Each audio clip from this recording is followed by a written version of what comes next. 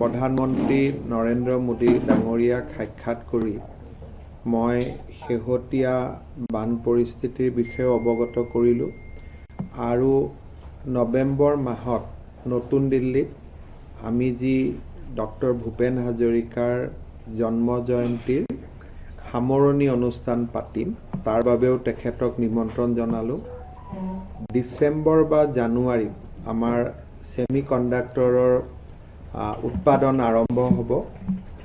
তাৰ ইনগ্ৰেশ্যনৰ বাবেও প্ৰধানমন্ত্ৰী ডাঙৰীয়াক মই নিমন্ত্ৰণ জনালোঁ।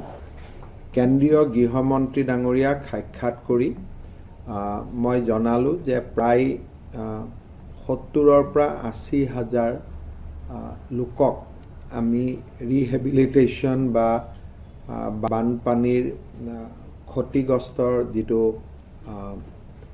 স্থায়ী ৰিহেবিলিটেশ্যন তাৰ পুঁজি দিব লাগিব। প্ৰায় 1000 কোটি টকাতকৈ বেছি প্ৰয়োজন হ'ব। মই তেখেতক ক'লোঁ যে সেই টকাখিনি আমাক দিব লাগিব। তেখেতে বিবেচনাৰ আশ্বাস দিলে। নিৰ্মলা সীতাৰমণ ডাঙৰীয়ানীক সাক্ষাৎ কৰি অসমৰ কেইবাটাও পেণ্ডিং ইছ্যু আছিলে ফাইনেন্স ৰিলেটেড, সেইখিনিও আলোচনা কৰিলোঁ। শিৱৰাজ সিং চৌহান ডাঙৰীয়াই মই সাক্ষাৎ কৰিলোঁ। তেওঁ নতুনকৈ 4 লাখ প্ৰধানমন্ত্ৰী আৱাস যোজনাৰ ঘৰ মঞ্জুৰি দিলে, প্ৰায় 5000 কোটি টকা।